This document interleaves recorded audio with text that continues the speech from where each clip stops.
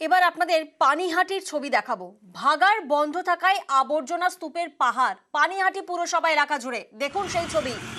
ভাগাড় বন্ধ থাকায় পুরো এলাকা জুড়ে আবর্জনা, যেন আবর্জনা স্তূপ জমে গেছে, আবর্জনা স্তূপের পাহাড়ে সেই ছবি। আর এই ছবি পানিহাটি পুরসভা এলাকার। চরম অস্বস্তিতে পানিহাটি জুড়ে, দুর্গন্ধে রীতিমতো টেকা দেয়। দেখুন কি অবস্থা, ভাগাড় বন্ধ থাকায় আবর্জনা এভাবেই ফেলা হচ্ছে। পুরসভা এলাকার ছবি আপনারা এই মুহূর্তে দেখছেন এবং পাশ থেকেই দেখুন যাচ্ছেন স্কুল পড়ুয়ারা। কি দুর্দশা সেখানকার সাধারণ মানুষের। স্থানীয় বাসিন্দারা কি বলছেন শোনাবো আগে। রাস্তা দিয়ে লোকজন যায়, নাকে কাপড় দিয়ে যায়, মাল এখানে অনেক দিন ধরে পড়ে আছে। হ্যাঁ, রাস্তা দিয়ে কিছু সরায় জমাট হয়ে গেছে, ভাগাড় বন্ধ, যার জন্য ফেলতে পারছে না।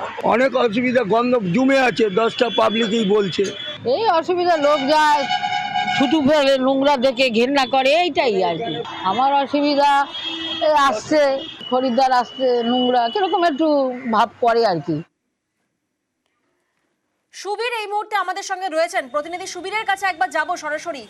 সুবীর, আমরা শুনলাম যে চরম দুর্ভোগে রয়েছেন সাধারণ মানুষরা, কিন্তু এরকম পরিস্থিতি কেন তৈরি হলো? ভাগাড় বন্ধ বলে আবর্জনা এইভাবে রাস্তায় পড়ে থাকছে, গন্ডগোলের সূত্রপাত কোথা থেকে? দেখো, এই গন্ডগোলের সূত্রপাত কিন্তু আজকের ঘটনা নয়। পানিহাটি পৌরসভার রামচন্দ্রপুর এলাকায় যে ভাগাড় রয়েছে, সেখানে পানিহাটি পৌরসভার 33টি ওয়ার্ডের যে আবর্জনা, সেই ভাগাড়ে কিন্তু পৌরসভার তরফ থেকে ফেলা হয়।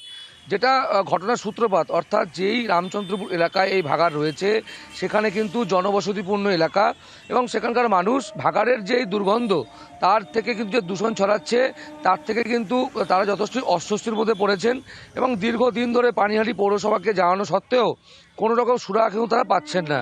এবং তোমাকে জানিয়ে রাখি, সলিড ওয়েস্ট ম্যানেজমেন্ট, অর্থাৎ এই যে জৈব যে প্রক্রিয়াকরণ, সেই জায়গা থেকে যে সার তৈরির প্রক্রিয়াকরণ, সেই জায়গা থেকেও কিন্তু কোনো রকম 53 কোটি টাকা বরাদ্দ হয়েছিল, সেই জায়গা থেকেও কিন্তু সেটা বাতিল হয়েছে। তার একটাই কারণ, সেটা হচ্ছে যে কোনো পরিকাঠামোগত অভাব, পাশাপাশি প্রযুক্তিগত অভাব, সেই অভাবের জন্যই কিন্তু এটা বাতিল হয়েছে।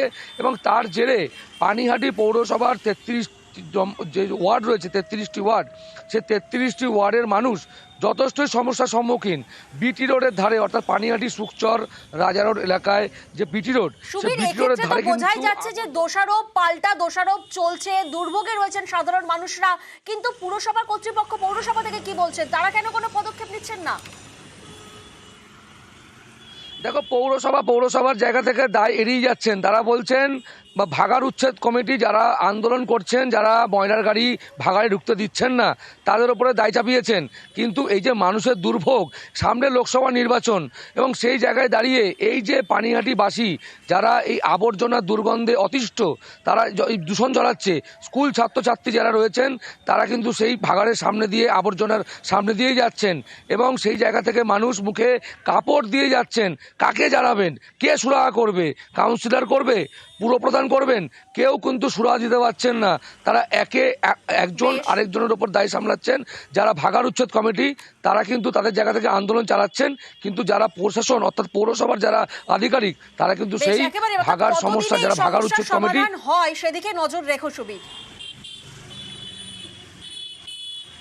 ভাগাড় উচ্ছেদ কমিটি ব্যাপারটাকে যে একটা অনড় মনোভাব নিয়ে, যে আমরা এইখান থেকে ভাগাড় না সরালে আমরা ফেলতে দেবো না, এটা ঠিক নয়। আমরা তো চেষ্টা করেছিলাম, যে একটা সংস্থা রাজি হয়েছিল, কিন্তু আমরা দেখলাম, আমরা এই প্রস্তাব দেওয়া সত্ত্বেও তারা কিন্তু মানল না। মাননীয় ফিরহাদ হাকিম মন্ত্রী, উনি দায়িত্ব নিয়েছেন, খুব তাড়াতাড়ি এটা সমাধান করে দেবে।